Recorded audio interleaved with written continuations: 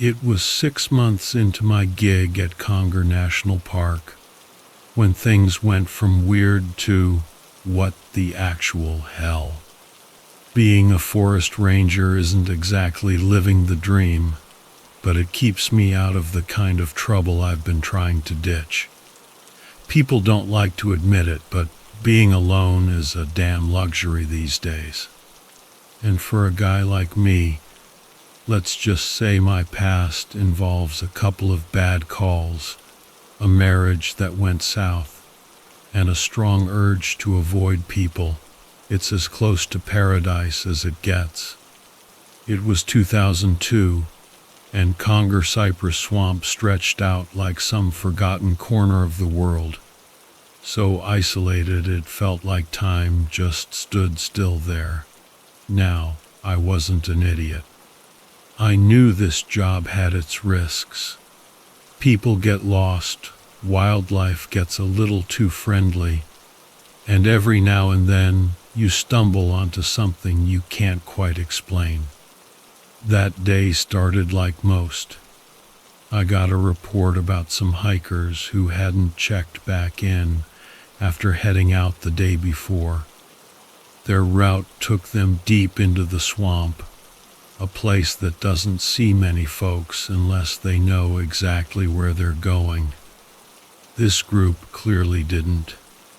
As I made my way along the trail, the air felt unusually thick, heavier than the usual swamp humidity. It was like the trees themselves were crowding in, suffocating, like they were watching me. The thought made me scoff. I had enough demons in my past without adding some made-up BS about haunted trees. My name is Ethan, by the way. I followed their last known path, eyes peeled for any sign, a broken branch, a stray footprint, anything. Something felt off, but I couldn't put my finger on it. The quiet was unsettling, not the usual nature quiet, but a total absence of life. No birds, no frogs, just the squish of my boots in the mud. As I got further in, the smell hit me, sharp, metallic, unmistakable, blood. I've done enough hunting to know that smell all too well. My first thought was an animal attack, maybe a wild boar. Those things could mess someone up real bad. But as I got closer, that theory went out the window. I found them, what was left of them, anyway. 2 bodies, or rather, 2 piles of what used to be people. There was no sign of a struggle, no drag marks, nothing to suggest they even tried to fight back. Whatever got them fast.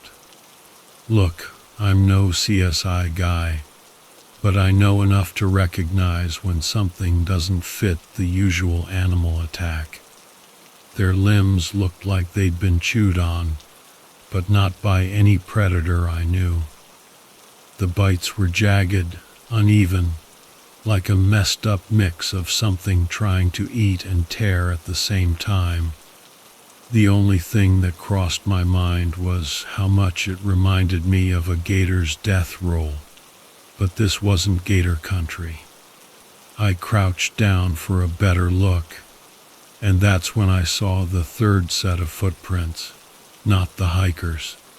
These were massive. Whatever made them wasn't walking on all 4s like a bear or a panther.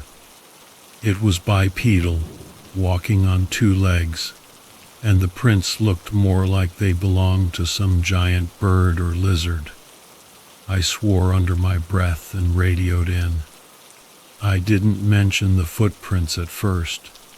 Figured it was better to just get the search and rescue team out there before throwing around any wild theories. As I waited, I couldn't shake the feeling that something was still watching me. The trees were so thick, it felt like eyes were on me from every direction. I've been trained for this kind of thing, I've dealt with dangerous wildlife before, even tracked a cougar through the Sierra Nevadas once. But this was different. I didn't hear it approach. One minute I was standing by the bodies. The next I was flat on my back, ears ringing, and something hot burning across my arm. I scrambled to get up, but my body felt slow, heavy. That's when I saw it, a blur of something dark and massive darting between the trees. It was fast, way too fast for something that size. I caught a glimpse of its back, hunched and covered in thick, matted hair. But it wasn't just hair. It looked like patches of scales ran along its shoulders and down its spine. I could only see bits of it through the trees, but its size. I've seen bears, but this thing made a grizzly look like a cub. My hand went to my side, realizing too late that my gun wasn't there. I'd left it in the station that morning, figuring I wouldn't need it for just another missing hiker call. Figures, right? The one time you don't bring it, you need it. I heard a sound, low, rattling, almost like breathing, but more erratic, desperate. It was circling me, moving through the trees in a way that felt too calculated, too aware. My pulse was racing, but I forced myself to stand, to keep my eyes moving. If I was going to get out of here, I had to get ahead of it. The creature came at me from the left, but this time I was ready. I sidestepped and ran, sprinting in the opposite direction, not toward the station, but deeper into the forest. Stupid, probably, but I wasn't thinking straight. All I knew was that if I tried to head back, it would catch me in the open. I had to lose it in the trees where it couldn't use its size against me. I could hear it behind me, crashing through the brush, tearing apart branches like they were twigs. My lungs were burning, legs pumping as hard as they could, but I wasn't going to be able to keep this up forever.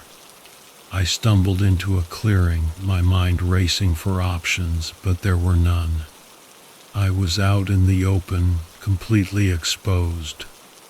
Just as I braced myself for the worst, I heard something else, a gunshot. The sound echoed through the clearing, and for a split second, the creature hesitated. I didn't stop to think.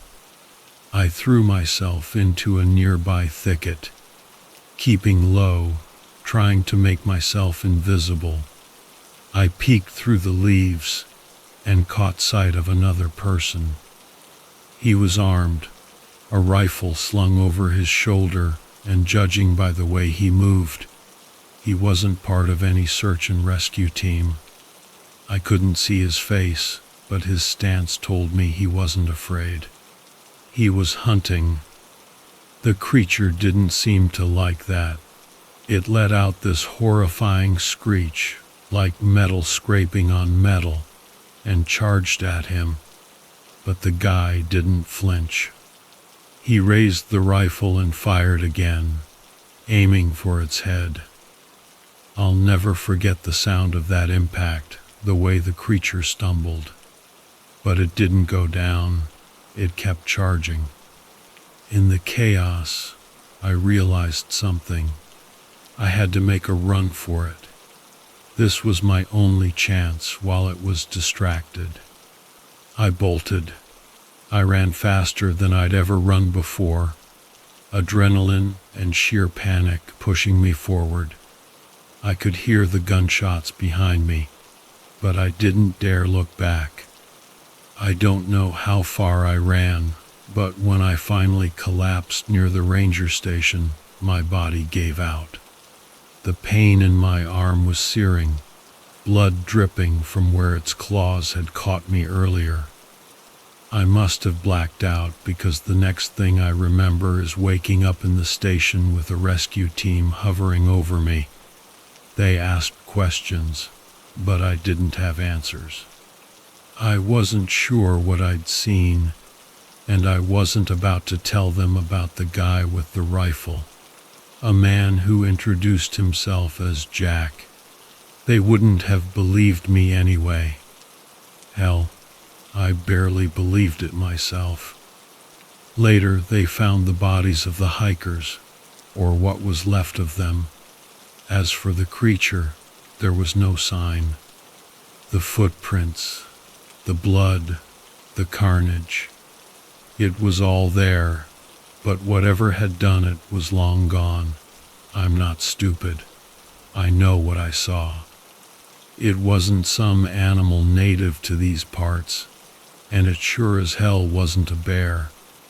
But trying to explain that to anyone would just make me sound like a lunatic, so I kept quiet. About a week later, they officially ruled it an animal attack. Case closed. But I know better. And every time I step foot in those woods, I can't shake the feeling that something's still out there, watching, waiting for its next shot at whoever's unlucky enough to cross its path. That rifle guy, Jack, I never saw him again. Maybe he didn't make it. Maybe he did. But he seemed like the kind of guy who could handle himself. All I know is, I'm not paid enough to hunt monsters. And the next time I get a missing hiker call, I'm bringing my damn gun. And maybe, just maybe, I'll try to find Jack. Someone needs to know about the swamp thing of Conger Creek.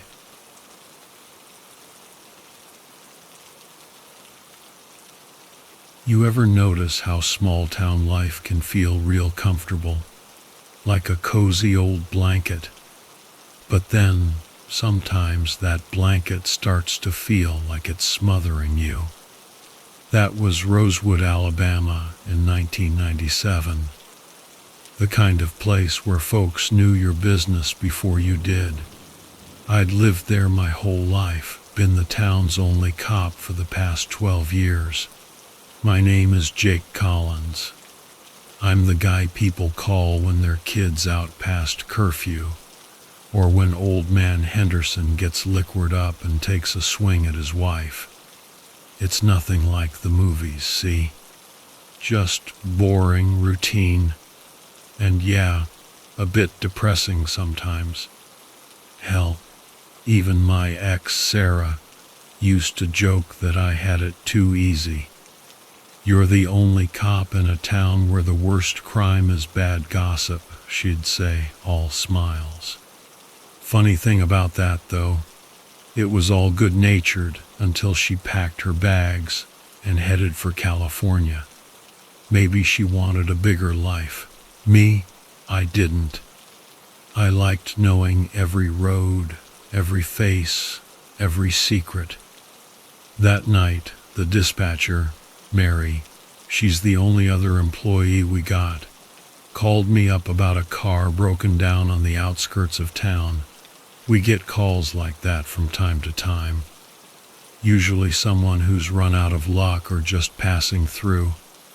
I wasn't expecting much, just the usual routine of giving some poor sap a jump start and sending them on their way. The address Mary gave was near Blackwood Pines. Nobody in town liked to talk about that place. Maybe it was superstition. Maybe it was the stories folks told about weird stuff happening out there. I never put much stock in that kind of nonsense, but I'll admit I wasn't exactly thrilled about going there after dark. Still, it was part of the job. By the time I rolled up, it was just past 10 p.m. The road was empty, not a soul in sight. But sure enough, there was a beat-up old sedan on the side of the road, hazards blinking. The forest loomed on either side, the kind of thick woods that feel like they're swallowing you whole. I parked behind the car, grabbed my flashlight, and stepped out. I knocked on the driver's side window, half expecting to see some lost college kid or an out-of-towner who took a wrong turn. Instead, I found an empty car. Doors unlocked, keys still in the ignition. That's the kind of thing that makes your stomach twist a little. Now, here's the thing. There are plenty of reasons someone might leave their car like that. Maybe they walked off to get help. Maybe they were drunk and took off on foot. But with Blackwood Pines looming right there, it just didn't sit right. I got on the radio and called it in to Mary. Car abandoned, no sign of the driver, I said, scanning the nearby woods. I'm gonna take a look around. Be careful, Jake, Mary replied, her voice crackling through the static. You know how folks talk about that place. Yeah, well, folks around here talk too much. But deep down, I knew this was different. I felt it in my gut. Something wasn't right. I crossed the road and made my way toward the trees, my flashlight cutting a narrow beam through the dense underbrush. It was quiet, too quiet. No crickets, no wind rustling the leaves, just that heavy, oppressive silence that makes you wonder if you're being watched. I wasn't armed. Not that I expected to need a gun, but I had my baton and a radio. Honestly, it's rare I even need those. The worst we get in Rosewood is the occasional domestic dispute, and even then, it's usually all talk. As I pushed deeper into the woods, I started seeing signs that something had gone down. Broken branches, disturbed leaves, like someone had come through here in a hurry. Maybe the driver, but why head into the woods instead of walking back toward town? That's when I found the first clue, a shoe, men's size 11, lying half buried in the dirt. A cold chill ran through me, but I brushed it off. People lose shoes all the time, right? But as I knelt to get a closer look, the stench hit me. Something foul, like rotting meat, but worse, much worse. I covered my nose and followed the smell. That's when I found him. The man from the car, or at least what was left of him. His body was mangled beyond recognition, torn apart in ways that didn't make any damn sense. No animal I knew of could do something like this. And then there were the tracks, deep, jagged imprints in the soft dirt, leading further into the trees. I'll admit, that was the moment I should have turned back, called in reinforcements, done something other than what I did next. But something about those tracks pulled me in. Curiosity, maybe. Or maybe it was just plain stupidity. I radioed Mary again. We got a body. I'm going to take a closer look. Might need to call in the state boys. There was a pause on the other end, then Mary's voice, a little shakier this time. Jake, you sure about that? Maybe you should wait. I'll be fine. Just gonna check it out. I'll keep you posted.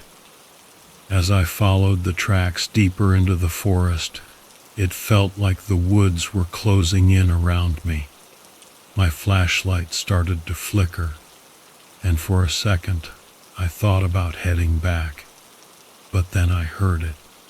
Movement somewhere ahead. It was subtle, like someone or something was trying to stay hidden. Hello, I called out, my voice sounding small in the vastness of the forest. No answer. I took a few more steps, careful now, scanning the ground for more signs of whatever had done this. That's when I saw it. A shape in the darkness crouched low just beyond the reach of my flashlight. I couldn't make out much, but it was big, bigger than any animal I'd ever seen, and then it moved. Fast. Too fast. It darted from the shadows, and in the brief moment my light caught it. I saw enough to know I was in way over my head. It looked like a wolf, but not.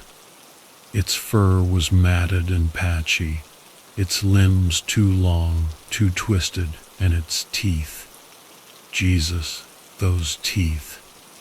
I stumbled back, my heart racing, but it was too late. The thing was on me before I could react, slamming me into the ground. I felt its claws dig into my side, shredding through my uniform like paper. I fought back, kicking, punching, doing whatever I could, but it was like hitting a brick wall. Just when I thought I was done for, it stopped. The thing just stopped. It tilted its head as if listening to something only it could hear. Then, in a blur, it was gone, disappearing into the trees. I lay there, gasping for breath, bleeding, trying to make sense of what had just happened. My radio was busted, my flashlight flickering its last few dying sparks. I was alone, injured, and that thing was still out there. Somehow, I managed to get to my feet, my body screaming in protest with every step. I needed to get back to my car, to get the hell out of there. But the woods felt like a maze. Every direction looked the same, and the deeper I went, the more disoriented I became. That's when I heard it again. Movement. But this time, it wasn't just one set of footsteps. There were more, a lot more. I ducked behind a fallen tree, trying to stay as quiet as possible, my breath coming in ragged gasps.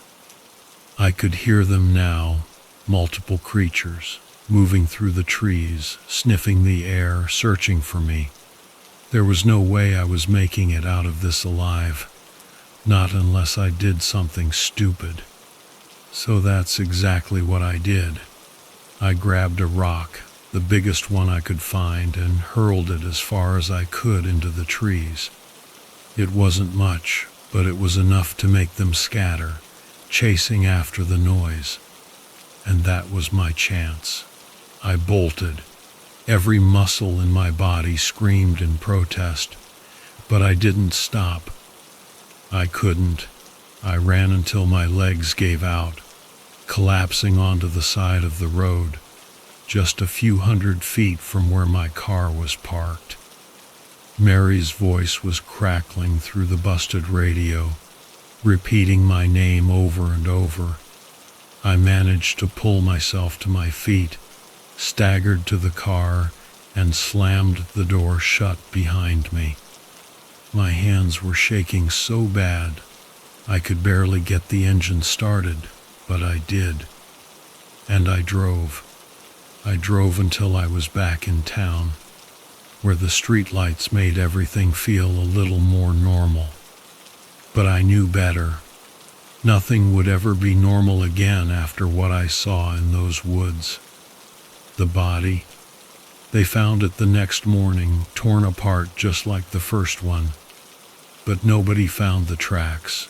Nobody believed me when I said there was something else out there. But I know what I saw. Whatever that thing was, it wasn't an animal. It wasn't human. And it sure as hell wasn't finished. That night, as I stitched myself up in my small, lonely house, I couldn't stop thinking about it. That moment when it looked at me, when it hesitated, like it knew me. like it was waiting for something.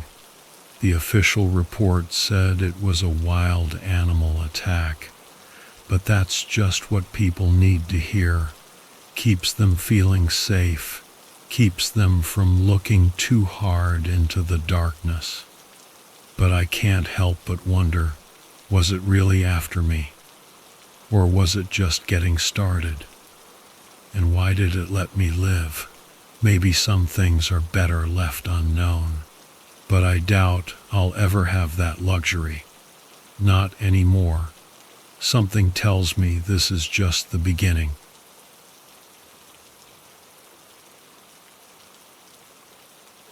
The first bit of sunlight that poked through the gaps in those busted blinds did nothing to help. My head was throbbing, a souvenir from the night before.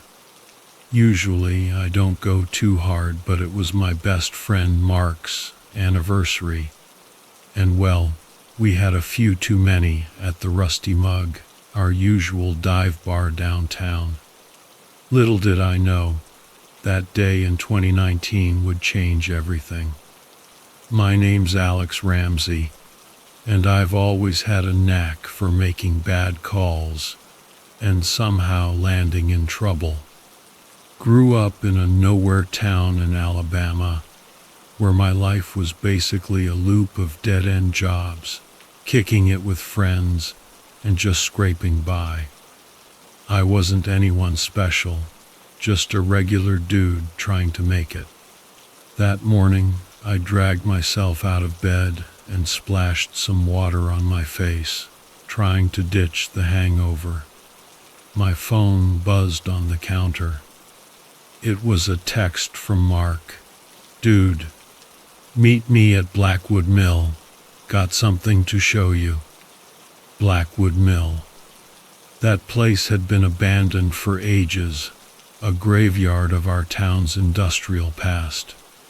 A weird spot for a meetup, but Mark always did have a thing for the dramatic. I threw on some clothes, grabbed a half-eaten protein bar, and headed out.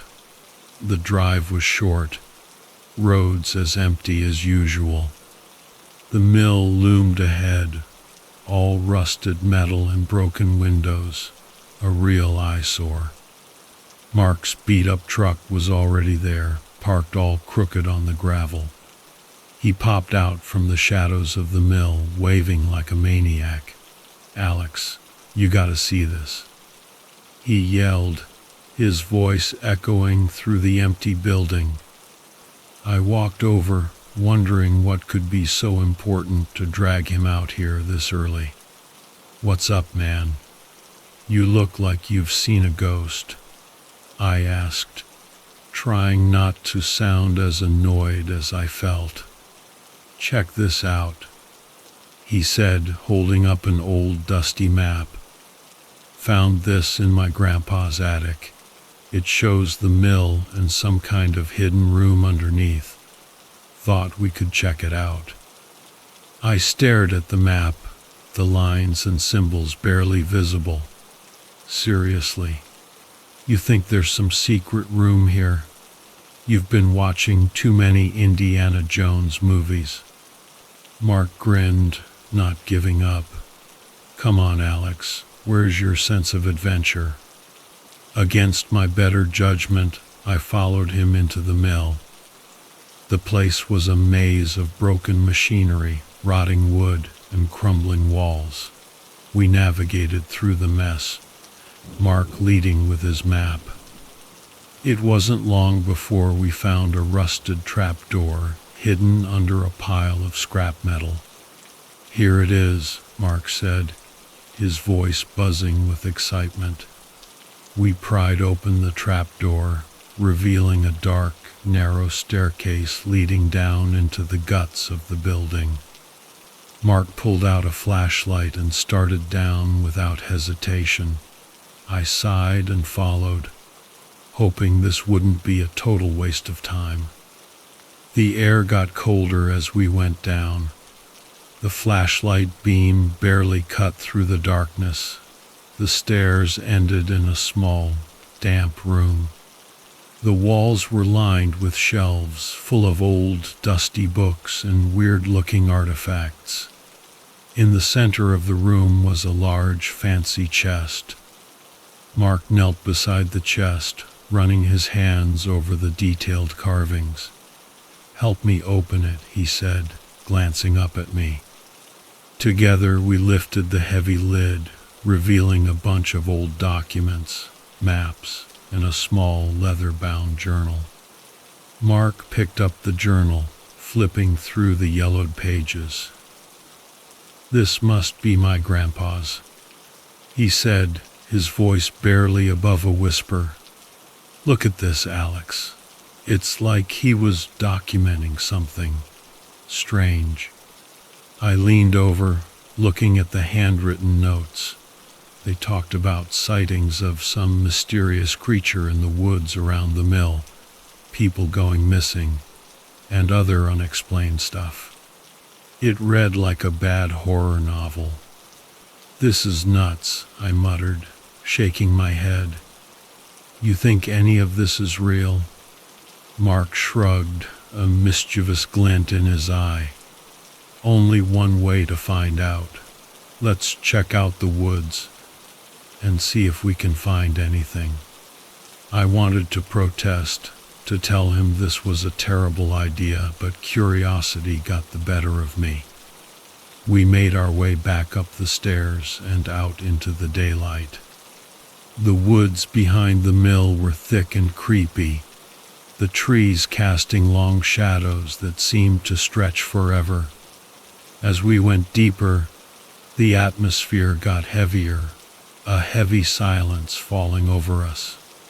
Mark led the way, his eyes scanning the ground for any sign of the creature mentioned in the journal. I followed close, every snap of a twig or rustle of leaves making me jump.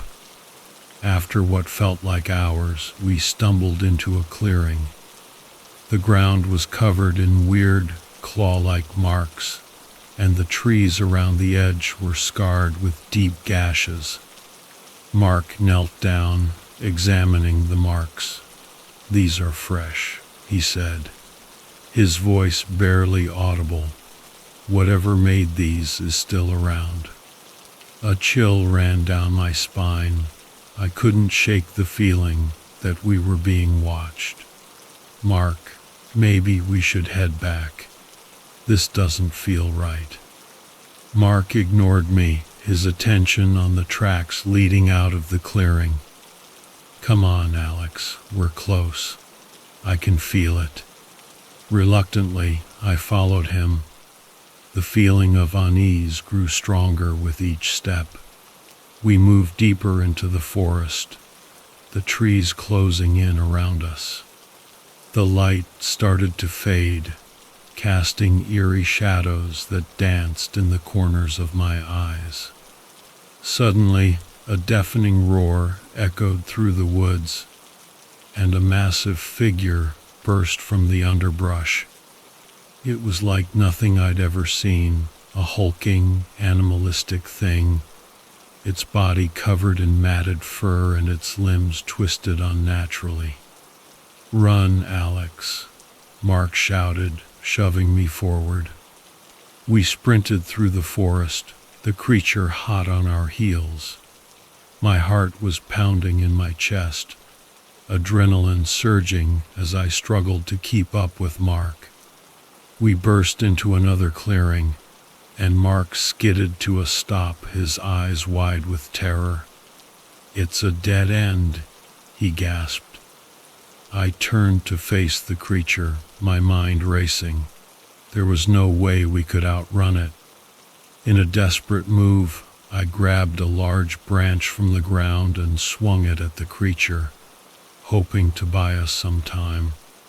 The creature snarled, swiping at me with its massive claws. I felt a sharp pain in my side as its claws raked across my skin, but I didn't let go of the branch. I swung again, this time connecting with the creature's head. It let out a guttural cry, staggering back.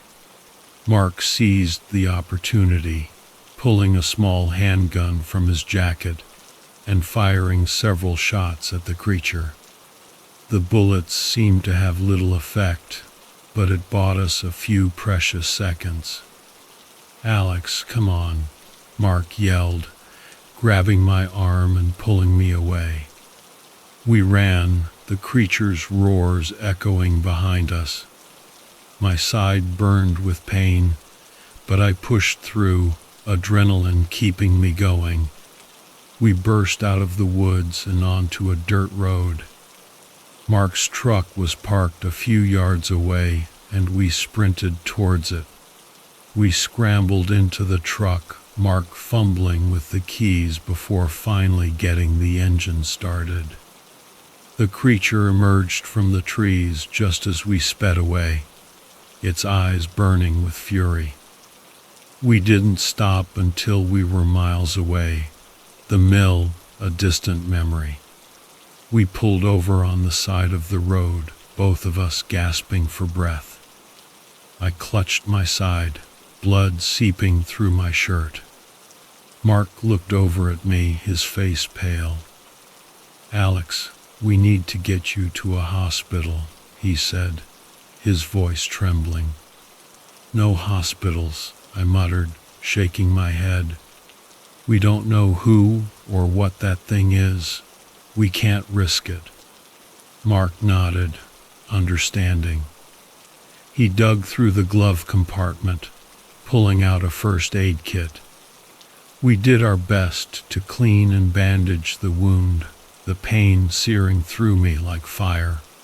As we sat there, the reality of what had happened began to sink in. The journal, the creature, the millet, all felt like some twisted nightmare, but it was real, and we had barely made it out alive. "Mark, we can't go back there," I said, my voice hoarse. "Whatever that thing is, it's dangerous." Mark nodded, his expression grim.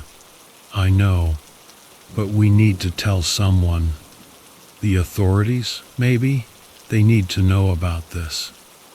I shook my head. "Who's going to believe us? They'll think we're crazy." "We have the journal," Mark said, holding it up. "It's proof. And maybe we're not the only ones who've seen it." I sighed, knowing he was right. We couldn't keep this to ourselves. People needed to know, to be warned, but it was a risk. If the authorities didn't believe us, or if they tried to cover it up, we could be in even more danger. We drove back to town in silence, the weight of our discovery heavy in the air. As we pulled into Mark's driveway, I couldn't shake the feeling that we were being watched. The creature was still out there somewhere, and it wouldn't stop until it found us. Mark insisted I stay at his place, at least until we figured out our next move. I agreed, too exhausted and injured to argue. We spent the rest of the day going over the journal, trying to piece together the puzzle of the creature's origins. The journal detailed sightings dating back decades, each account eerily similar. People had disappeared, and those who had encountered the creature had been left with scars, both physical and psychological. It was clear this thing had been around for a long time, and it wasn't going away anytime soon. As night fell, we locked the doors and windows, a feeble attempt at security. I lay on the couch, my mind racing with thoughts of the creature. Sleep was impossible, every creak and rustle sending my heart into overdrive. Around midnight, Mark shook me awake, his face pale and eyes wide with fear. "Alex, look outside," he whispered, pointing to the window. I followed his gaze, my blood running cold. The creature was there, standing in the yard, its eyes glowing in the darkness. It watched us, its presence a chilling reminder of the danger we were in. "What do we do?" I asked, my voice barely a whisper. Mark swallowed hard, his hands trembling. "We can't stay here. We need to leave. Now." We gathered our things as quietly as possible, trying not to draw the creature's attention. As we crept towards the door, the creature let out a low, guttural sound, its eyes locking onto us. "Run," Mark shouted, shoving me forward.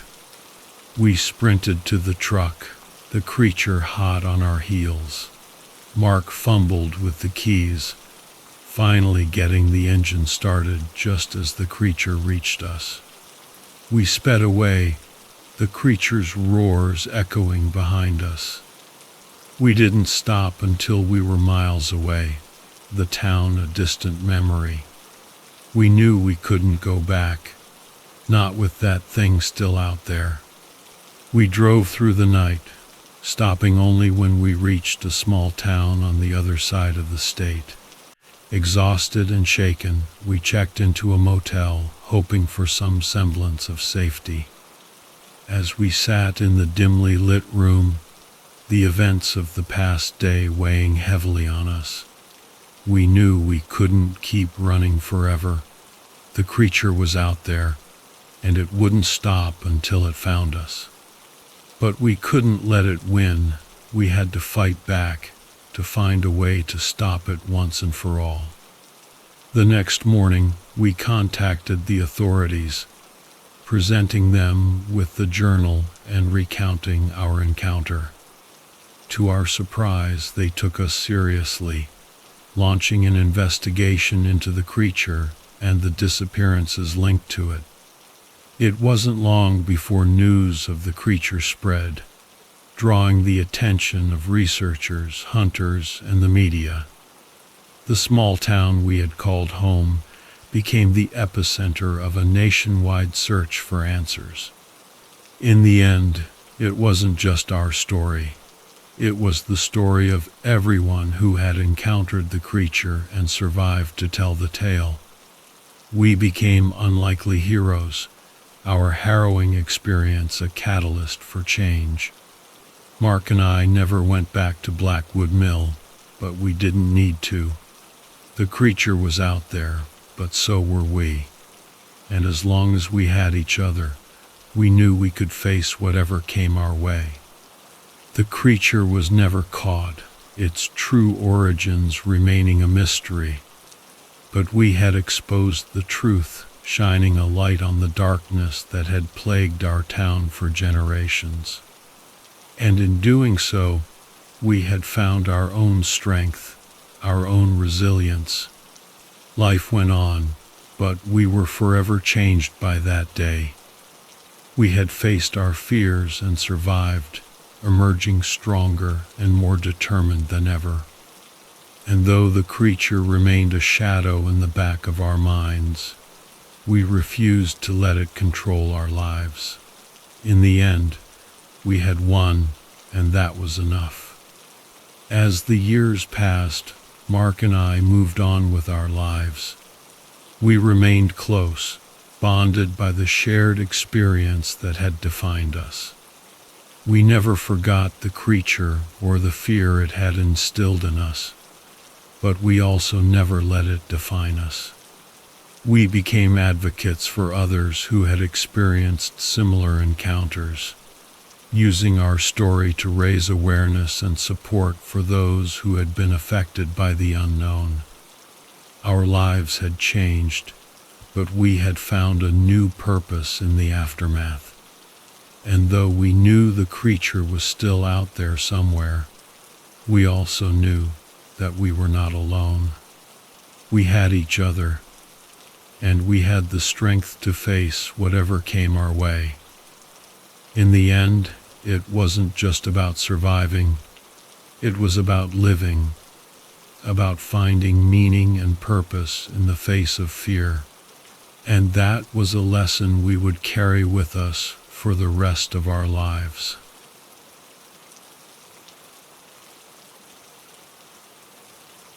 The wilderness always called to me, a refuge from the city's concrete jungle. Out here, it's just me, my RV, and the quiet. This time, I was tucked away in a sweet little spot in northern Montana, right by a gurgling river, thick woods all around, pure bliss. I'm Alex, by the way, Alex Ramsey. Camping's my thing, my escape, my reset button. My rig's nothing fancy, just enough to keep me comfy without losing that back-to-nature vibe. The sun was already heading for bed as I got the campsite sorted. First things first, fire. There's nothing like a crackling fire on a chilly night. Got some beans heating up, cracked a cold one, and leaned back in my chair. Yeah, this was the life. City stress? What city stress? That's when I saw him, out of the corner of my eye. Tall guy, all skin and bones, coming out of the trees like some kind of ghost. He looked rough, probably mid-40s, with a wild mess of hair and a beard that hid half his face. His clothes had definitely seen better days. Evening, he calls out, voice like gravel. Evening, I reply, sitting up a little straighter. You meet all sorts out here, most are harmless, but you never really know. Mind if I join you? He asks, already moving closer to the fire. Sure, why not? I say, trying to sound casual. He plops down on a log across from me, rubbing his hands together near the flames. Name's Rex, he says, eyes glued to the fire. Alex, I reply with a nod. You camping around here too?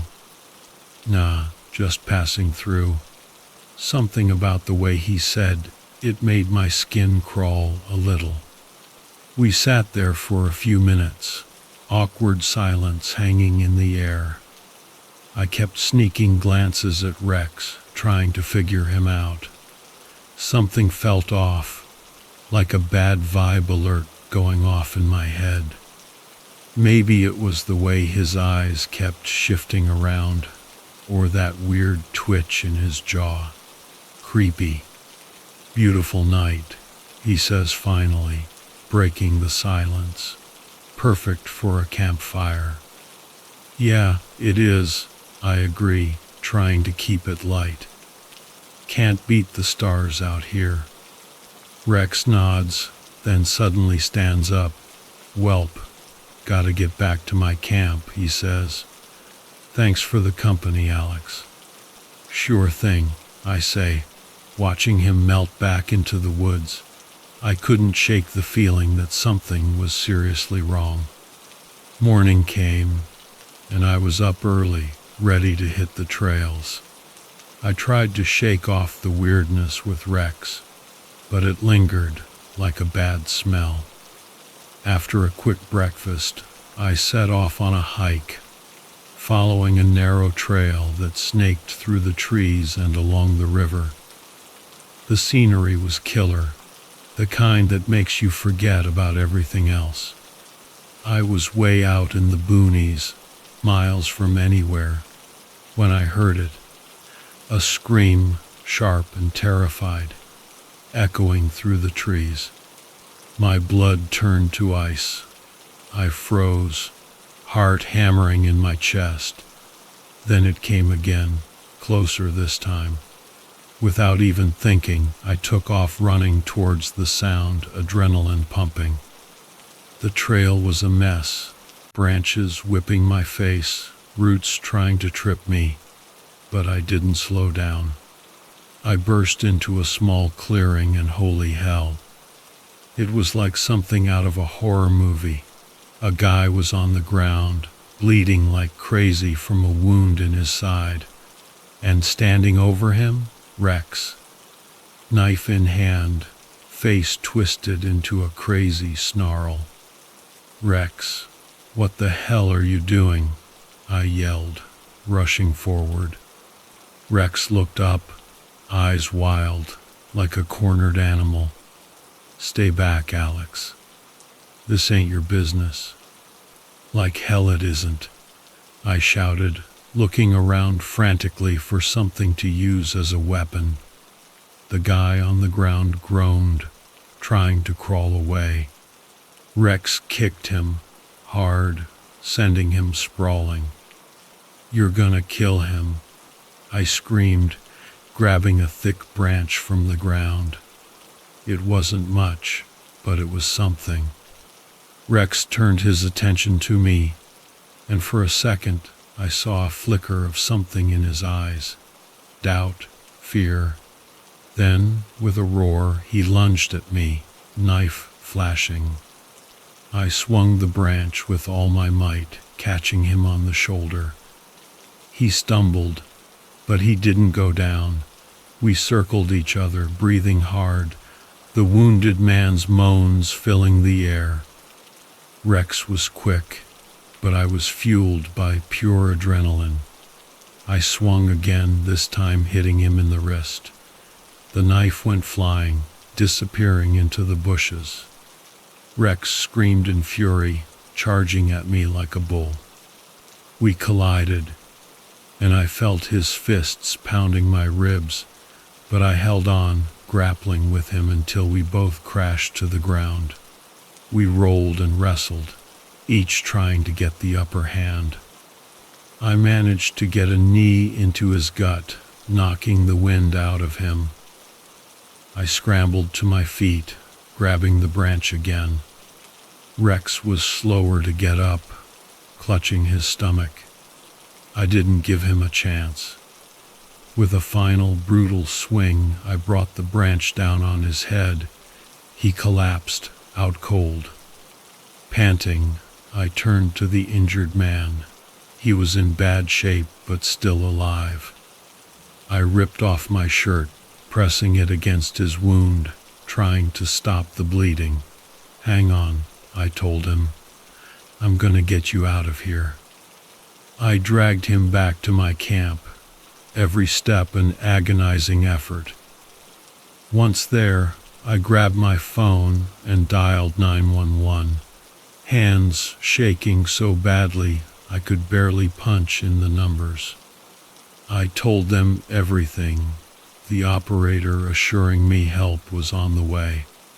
It felt like forever, but finally, I heard the beautiful sound of sirens in the distance.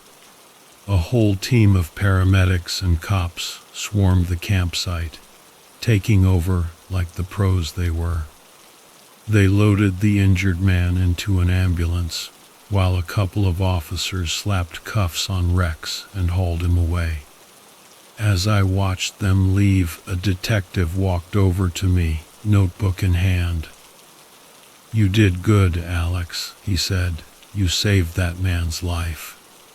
I just nodded, too exhausted to speak. The detective patted me on the shoulder and started to walk away, then paused. "By the way," he said, "we've been looking for that guy Rex for a while now. He's wanted for several murders across the state." A chill ran down my spine. I knew it.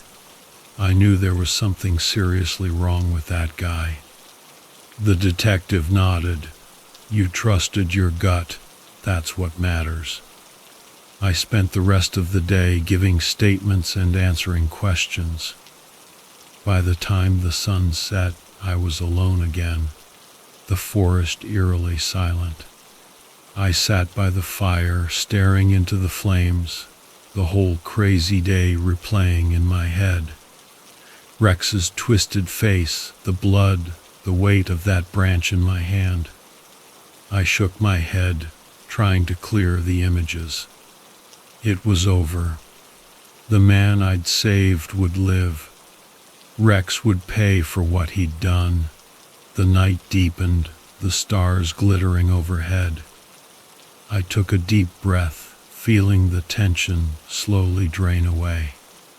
The forest seemed to breathe a sigh of relief with me, the rustling leaves whispering secrets only they knew. I leaned back in my chair, staring up at the vast, star-studded sky. The peace I'd come for was shattered, that's for sure. But maybe, just maybe, I'd found something else out here. Something about facing your fears, about doing what's right, even when it's terrifying. The fire crackled, sending sparks swirling up into the night. I watched them rise and disappear, carried away by the wind, like fleeting memories of a day I'd never forget.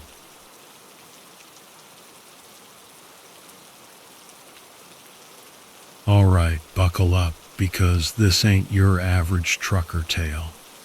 I've seen some weird stuff in my 30 years hauling across this country, but this one sticks with you. Like a bad song you can't get out of your head. My name's Hank Miller. I'm a trucker, and I've been doing this since I could reach the pedals. Grew up in the sticks of West Virginia, learned how to handle a big rig before I could even shave. By the time I hit 25, I was hauling everything from ice cream to airplane parts all over the map. It's a lonely life, yeah, but I like it that way. My wife, Betty, she passed a few years back. My boy, Danny, he's out in California, living his own life. The open road's pretty much all I got now. So, it was a Wednesday when I got the call for a rush job. Some company down in Texas needed a load of who knows what hauled up to Wyoming ASAP. Money was good, and I was itching to get back on the road, so I said, why the hell not? Route was simple enough. Straight shot through New Mexico, clipped the corner of Colorado, and boom, Wyoming. Done that run a million times. Picked up the cargo just as the sun was setting. 2 big old crates, strapped down tight. Didn't ask what was inside. Wasn't my job to know. All I cared about was that they were heavy, and someone wanted them moved fast. Figured I could make it in under 2 days. No sweat, if I kept the coffee flowing and the pedal to the metal. First day was smooth sailing. Sun went down and I was somewhere between Albuquerque and Farmington. That's when things started to get weird. Not like, oh crap, a ghost. Weird, but more like that feeling you get when you know someone's staring at you, but you can't see 'em. Road was dead empty. Not another vehicle for miles. Just my headlights cutting through the darkness and the occasional flicker of a reflector post. I figured it was just me, tired. Night driving can mess with your head. I'd been pushing it pretty hard. Reached over to the passenger seat, grabbed my thermos, took a big swig of lukewarm coffee, flipped on the radio, nothing but static. Messed with the dial, trying to find a station. Still just static. Weird. I can usually pick up something, even out in the middle of nowhere. That's when I saw it. Headlights, way back in my side mirror. Just a faint glow in the distance. I hadn't seen another car in hours, and now, out of nowhere, this guy was tailing me. Didn't think too much of it at first. Probably just another trucker trying to make good time. But here's the thing, he wouldn't pass, and he wouldn't back off. Just kept the same distance, maybe a couple 100 yards, for miles. Now, I've dealt with tailgaters before, it's part of the job. But this was different. I slowed down, figuring he'd get the picture and go around. Nope, he slowed down too. I sped up. He sped up. It was like we were tied together. After an hour of this cat and mouse game, I was getting pissed. Pulled into a rest stop. One of those rundown places with a couple of vending machines that probably haven't been stocked since the 80s, and a bathroom you wouldn't let your dog use. This guy, he followed me right in. Parked a little ways back, didn't get out. I killed the engine and just sat there, watching him in my mirrors. He just sat there, engine idling, headlights on. Couldn't see the driver, just a dark shape behind the wheel. What was this guy's deal? Was he some punk trying to mess with me? Or some psycho looking for trouble? I didn't know, but it was giving me the creeps, big time. Okay, I thought, let's see what you're made of. I'm a big guy, and I ain't afraid of a little confrontation. I grabbed the tire iron I keep under my seat just in case and hopped out. Cold air hit me like a punch, but I didn't care. I started walking toward the car. It was an old beater, a real junker, maybe a late 80s sedan. Rust all over, one headlight dimmer than the other. And then I saw it, no license plate. That's when I stopped dead in my tracks. No plate, no registration stickers, nothing. Just an old, beat-up car with a shadowy figure inside. I stood there, maybe 10 feet away from the driver's side door. Window was up, couldn't see the guy's face, just the outline of his head. He didn't move, didn't even flinch. It was like he was frozen in time. "Hey," I yelled, my voice echoing in the quiet night. "You got a problem?" Nothing, not a sound. This guy was like a statue. A shiver went down my spine, and it wasn't from the cold. I gripped that tire iron tighter, ready to swing if I had to. I yelled again, louder this time. "You got a problem?" Still nothing. The car just sat there, humming softly. The guy inside didn't even twitch. It was like he was waiting. But for what? I was about to smash that window, see what this guy was about, when his reverse lights flicked on. I jumped back, thinking he was gonna peel out, but he didn't. The car just started rolling backward, real slow and smooth, like he had all the time in the world. Didn't even turn his head to look at me. Just backed up, all the way to the entrance of the rest stop, turned around and drove off. Those taillights just faded into the darkness. And I was left standing there, holding a tire iron, feeling like a complete idiot. What in the actual hell just happened? I waited a few minutes, making sure he was really gone, then got back in my rig. My heart was hammering like a drum solo. I tried to shake it off, but I couldn't. That feeling, that creepy feeling, it was stuck to me like glue. I got back on the highway, eyes glued to the mirrors, expecting that damn car to pop up again, but it didn't. Just me and the open road. I drove all night, pushing hard, didn't stop till I hit Colorado.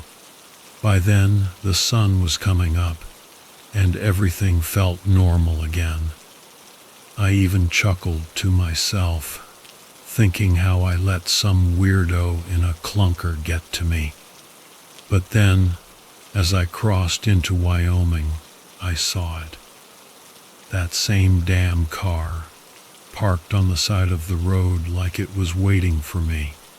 My stomach dropped. Same rust bucket, same busted headlight, same missing plate. I slowed down as I passed, staring at it. The driver was still there, sitting like a mannequin, face hidden in the shadows. I could feel his eyes on me, even though I couldn't see them. I gunned it, didn't even look back, just kept driving. Hours went by, no sign of the car. But that feeling, that dread, it was back, stronger than ever. Something was seriously wrong. I should have called the cops back at that rest stop. I knew it. But what was I gonna tell him? Some guy was following me? Didn't even have a plate number. Got to the drop-off point, some warehouse in the middle of nowhere, just as the sun was setting. Backed the truck in, nerves shot to hell. Met the guy in charge, a tall, skinny dude named Earl, with a thick Wyoming accent and a face that looked like he'd lost a fight with a bear. "You're late," Earl said, no messing around. "Had some trouble on the road," I said, trying to keep my voice steady. "Trouble?" He looked me up and down, eyes narrowed. "What kind of trouble?" "Just some car kept following me. Old sedan, no plates." Earl froze. His face went pale. "An old sedan?" "Yeah." "Why? You know something about it." He didn't answer right away, just stared at me, like he was trying to decide if I was crazy or not. Finally, he muttered, "You're lucky to be alive, you know that? That car. There are stories. Truckers around here, they talk about it. They say if it follows you, you don't make it to where you're going." A chill went down my spine, like someone had poured ice water down my back. I tried to laugh it off. "Come on, man, you're pulling my leg." But Earl, he wasn't laughing. "I'm serious as a heart attack. You see that car again, you just keep driving. Don't stop, don't look back, just drive." I wanted to tell him he was nuts, that it was just some jerk messing with me. But the look in his eyes, it was pure fear, and after what I'd seen, I couldn't just write it off. Not anymore. I finished the drop, got the hell out of there as fast as my rig could carry me. Didn't see that car again on the way back to Texas, but I couldn't forget it. Even now, every time I'm on that stretch of highway, I'm looking in my mirrors, half expecting to see those headlights. Earl said I was lucky. Maybe I was. But I got a feeling in my gut, a bad feeling, that I'll see that car again. And next time, I might not be so lucky. It's out there, waiting. I know it. And that's a damn scary thought.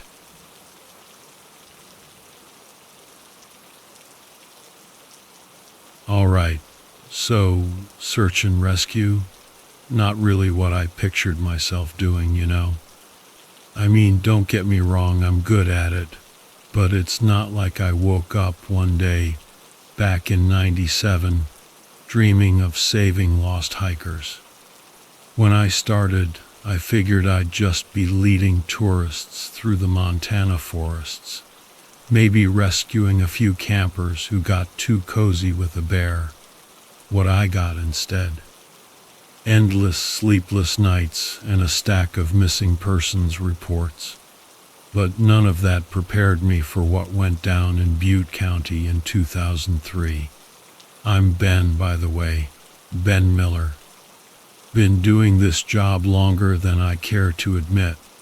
Most people think it's all about tracking footprints and following trails of broken branches. Yeah, that's the easy part. What they don't tell you about are the times when the missing folks don't come back in one piece, if they come back at all. I was stationed in a remote stretch of forest outside Butte, near the Montana-Idaho border.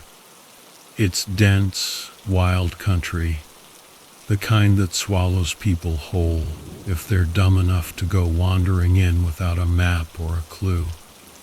That was my post, the last stop between clueless city slickers and the kind of wilderness that doesn't give second chances. It was early July, the days had been quiet, and I was actually looking forward to a bit of a break when the call came in. A group of 4 hikers, all college kids from Washington, hadn't returned to their campsite. Their friends were getting worried, said they hadn't heard from them in 48 hours. Normally, I'd chalk it up to kids partying, maybe getting lost, or camping off trail. But something about the tone of the dispatcher's voice made the hairs on my neck stand up. We were told to move fast, no delay. By the time we got out there, it was nearly dusk.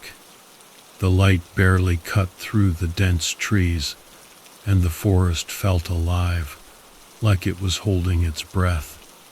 My partner for the search was Alex, a younger guy who joined the force a couple of years back.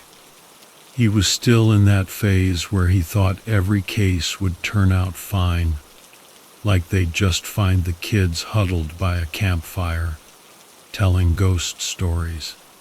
He didn't know better yet. We started along the trail they were last spotted on, calling out their names, hoping for a response. I'd done this routine too many times to count. Alex had this habit of talking to fill the silence. Something about how he once got lost as a kid and found his way back by following a stream. I didn't respond. The quiet out there was too heavy, like something was pressing down on us from all sides. An hour in, we found the first sign. A torn backpack near a rock face. Not just dropped or abandoned, but ripped wide open. The fabric was shredded, like someone or something had taken claws to it. That's when Alex's chatter stopped. He looked at me, eyes wide, but didn't say a word. We both knew something was wrong. We pressed on, slower now, weapons at the ready. You don't carry a gun for bears out here. Bears don't tear through nylon like that. I kept scanning the trees, but it wasn't the kind of danger you could see. It was the feeling of being watched. You know that old saying, the trees have eyes. Well, it felt like that, only the trees didn't need eyes. Whatever was out there had us in its sights. 2 miles further in, the trail opened into a small clearing. That's where we found the first body. It was one of the hikers, a young guy, no older than 22. His body was torn, limbs splayed out like a rag doll, but not by an animal. This was methodical, too precise. Pieces of him were missing, like someone had taken their time pulling him apart. His face. Let's just say I didn't need to check for a pulse. Alex gagged. I wanted to crack a joke about weak stomachs, but my mouth wouldn't cooperate.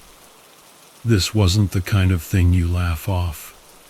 We radioed back to base.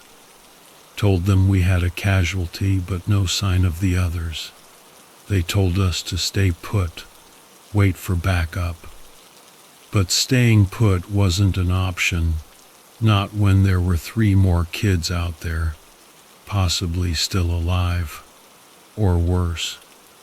We kept moving, faster now, every rustle of leaves making me jump.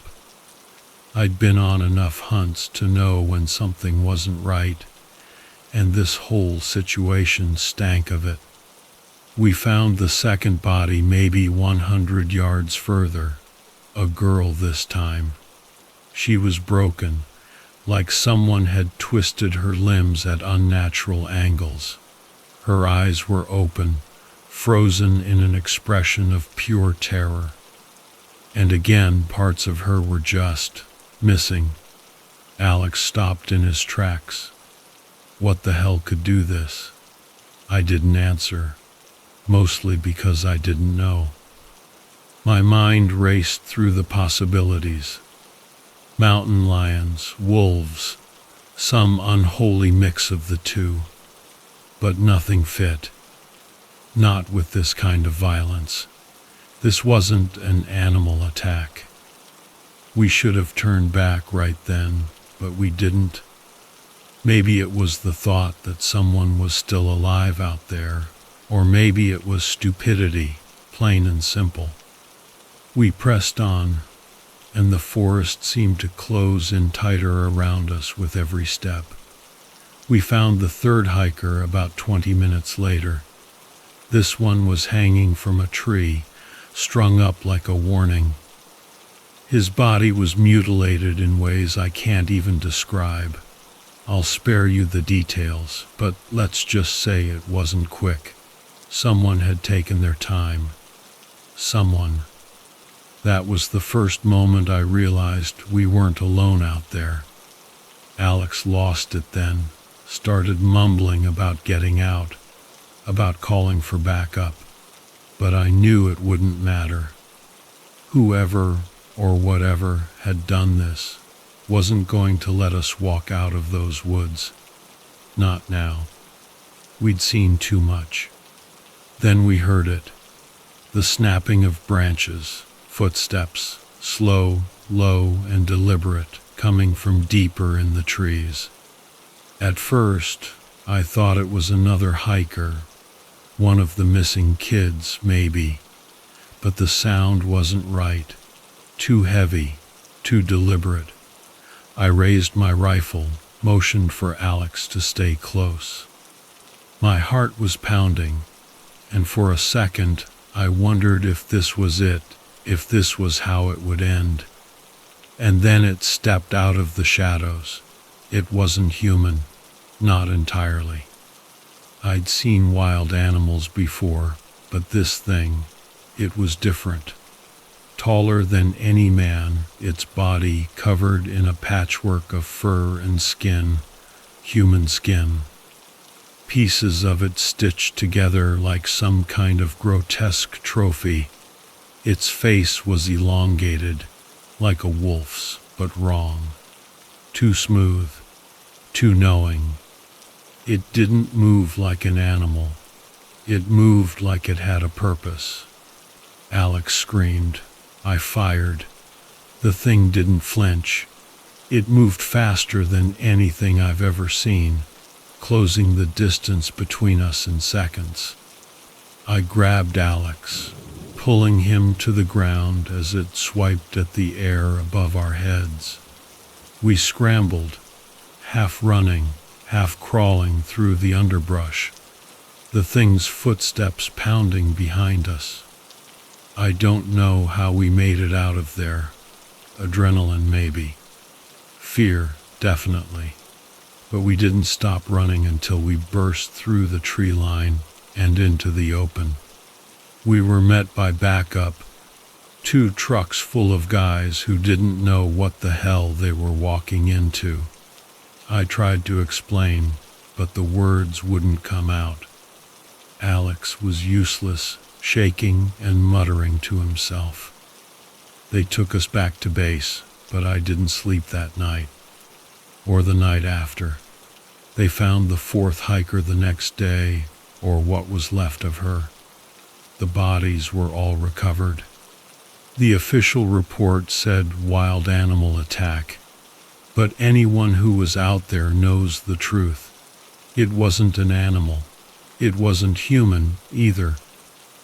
We never went back to that part of the forest. Not officially, at least. But sometimes, at night, I think about that thing, still out there, still watching, waiting for the next group of dumb hikers to wander too far off the trail. And maybe, just maybe, it's still.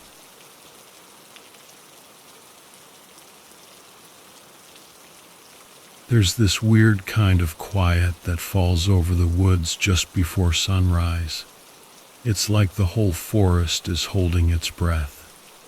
My name's Ben Collins, and back in 2018, I was working as a ranger at Congaree National Park down in South Carolina. Now, I've always felt more at peace under a canopy of old-growth trees than under some stuffy roof in the city. Maybe that's why I ditched the city life for ranger duty in a swamp where the mosquitoes are practically the size of your thumb, and the humidity? Forget about it.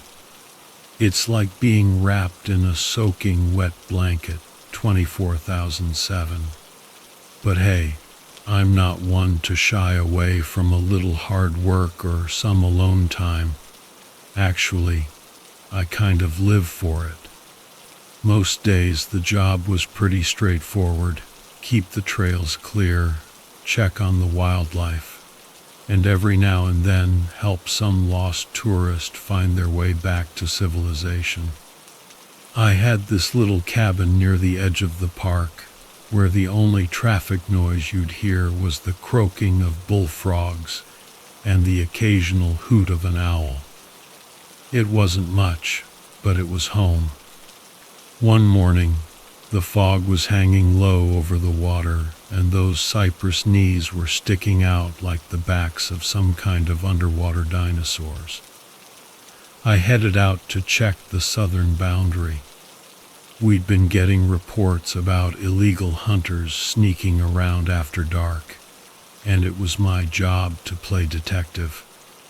I grabbed my backpack, a thermos full of coffee, a ranger's best friend, and set off along that narrow boardwalk that snakes its way through the swamp. About an hour into my patrol, I came across a section of fence that had been cut clean through. Well, that's not very neighborly, I muttered to myself. The cut was so clean, it had to be bolt cutters, definitely trespassers. I tried to radio back to the station, but the signal was spotty. That thick foliage always messes with the reception. Figures, right? Technology always seems to fail you when you need it most. I decided to follow the tracks leading away from the fence. They weren't your typical hunter's boot prints, though. These were big, oval-shaped imprints, like nothing I'd ever seen before. I thought, maybe some joker with custom-made shoes. But seriously, who goes through all that trouble for a prank that no one might even see? I snapped a few pics with my phone, thinking I'd show them to the wildlife guys later. As I got deeper into the woods, the air got thicker, and all the usual forest sounds just faded away. No birds, no insects, just this creepy silence. And then I stumbled upon the first carcass. It was a deer, or what was left of it. The body was ripped open, the ribs splayed out like the fingers of a broken hand. The weird part was, the meat looked untouched, but the organs were gone. A chill went down my spine, not from fear, but from the realization that this was no animal's work, none that I knew. "Well, Bambi, looks like you had a rough night," I said softly, trying to cover up my unease with a bad joke. I took more photos and marked the GPS location. Gotta document this stuff, even though I wasn't sure who'd believe it. I kept going, finding more signs of something being very wrong. The bushes were all trampled, and there were claw marks on tree trunks, way higher than any bear could reach. Then I heard Ida low rumble, way off in the distance, that seemed to vibrate through the ground. It wasn't thunder, the sky was clear. It almost sounded like laughter. Nah, couldn't be. I shook it off and kept moving. About half a mile further, I found something that made me freeze. There, tangled in the roots of a massive oak tree, was a torn piece of fabric. It was camo, the kind hunters wear. And lying right next to it was a rifle, snapped in two.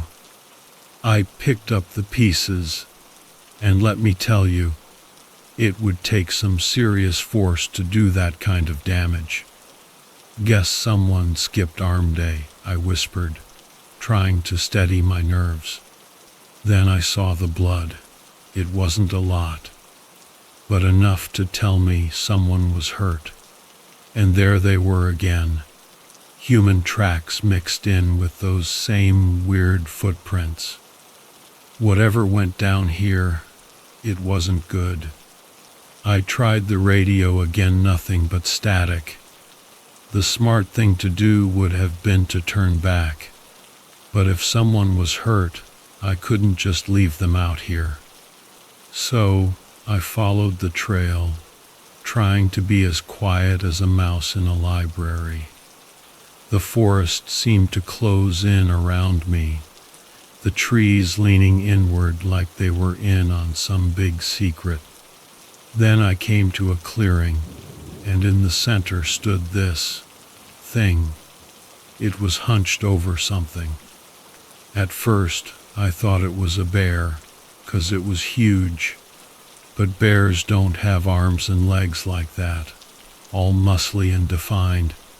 And they definitely don't stand up on two legs so easily. This thing was covered in coarse, matted hair, and its arms were long, ending in these hands with claws that glinted even in the dim light. And it was feeding on something or someone. I took a step back, and a twig snapped under my boot. The creature's head whipped around, and it had this face that was both human-like and totally alien at the same time. Small, deep-set eyes, a flat nose, and a mouth. Oh man, that mouth. It stretched way wider than any mouth should, and it was full of teeth that looked like they belonged in a crocodile's jaw. My heart was pounding like a drum solo gone wrong. I reached for the handgun at my side, only to remember I'd left it back at the cabin. Company policy discouraged firearms unless absolutely necessary, and I'd never felt the need before. Great timing for following the rules, I thought bitterly. The creature sniffed the air, its head swiveling in my direction. I dropped to the ground, hiding behind a fallen log. My mind was racing. Could I outrun it? Doubtful. Climb a tree? Not with those claws. That was probably a terrible idea. Then I remembered the flare gun in my pack.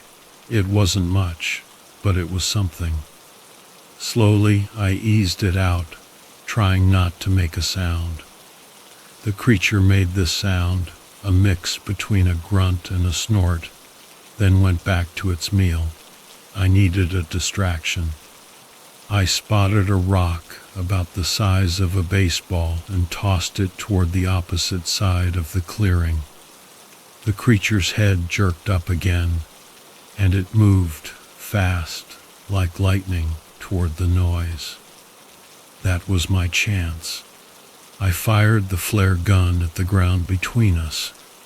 The sudden burst of light and heat startled it, and it recoiled, letting out a screech that vibrated right through my bones. I didn't stick around to see what it would do next. I turned and ran, adrenaline pumping, tearing through the underbrush. Branches whipped at my face, and roots tried to trip me up every step of the way. I could hear it crashing through the trees behind me, chasing me. I veered off the path, hoping the thick vegetation would slow it down. My lungs were burning, my legs screaming, but I couldn't stop. Up ahead, I saw a river, a murky stretch of water that might offer some kind of barrier. Without hesitation, I plunged in. The cold water stole my breath away. Half swimming, half wading, I pushed across to the other side. I scrambled up the muddy bank and looked back. The creature was standing at the water's edge, pacing back and forth. It seemed like it couldn't or wouldn't cross. For a moment, we locked eyes, and I felt this primal fear that I can't even put into words. Not wasting another second, I kept moving. Eventually, I made it to one of the main trails and nearly collided with another ranger, a guy named Hank, a seasoned veteran with a mustache that could rival a walrus. "Whoa there, Ben. What's got you spooked?" he asked, eyeing my disheveled appearance. "There's something out there," I gasped. "Something not right. It attacked a hunter. I think he's dead." Hank's usual good-natured expression vanished. "Are you pulling my leg?" "Do I look like I'm joking?" I snapped back. He studied me for a moment, then nodded. "All right, let's get back to the station and call this in." As we made our way back, I couldn't shake the feeling that we were being watched. I kept glancing over my shoulder, half expecting that thing to burst out of the trees. Back at the station, we alerted the authorities and put together a search team. I told them everything I'd seen, though I could tell some of them were skeptical. "Sounds like a Sasquatch," one of them chuckled. "Maybe you've been out here too long, Ben." "Believe what you want," I retorted, "but something dangerous is out there, and we need to find that hunter if there's any chance he's still alive." We set out again, this time a group of 6, all armed and on high alert. The sun was starting to set, casting long, eerie shadows that danced as we moved. We reached the clearing, but things were different now. The ground where the creature had been was all messed up, and there were drag marks leading away. "Over here," one of the guys shouted. He was standing near a thicket, pointing at something on the ground. It was a severed arm, the camo sleeve torn and stained dark. A collective sense of dread washed over us. "Spread out," Hank ordered, "but stay within sight of each other." We combed the area, finding more gruesome stuff: a boot with a foot still in it, a shattered phone smeared with blood, and those deep claw marks etched into the surrounding trees. "This ain't no animal I've ever seen," Hank muttered, his face pale. As dusk turned into full-on darkness, the forest seemed to come alive with sounds: rustling leaves, snapping twigs, and distant cries that we couldn't identify. "Maybe we should head back," another ranger, a young guy named Pete, suggested. "Regroup in the morning with more backup." Before we could decide, a blood-curdling scream pierced the air. It was close, too close. We formed a tight circle, backs to each other, weapons raised. From the shadows, the creature emerged, It moved with this fluid grace that didn't seem right for something so big. It circled us, its eyes reflecting the beams of our flashlights like tiny mirrors. Pete panicked and fired his shotgun. The blast echoed, but the creature was already gone from that spot. "Hold your fire," Hank barked. "We need to aim carefully." Suddenly, the creature lunged from the opposite side, swiping at Pete. Its claws tore through his vest like it was made of tissue paper. Pete went down, blood gushing from deep gashes across his chest. "Pete!" I yelled, rushing to pull him back into the circle. All hell broke loose. Shots were fired in every direction, but the creature was just too fast. It picked us off, one by one. Another ranger went down, his neck snapped at an unnatural angle. The rest of us retreated, dragging the wounded as best we could. "We need to fall back," Hank shouted.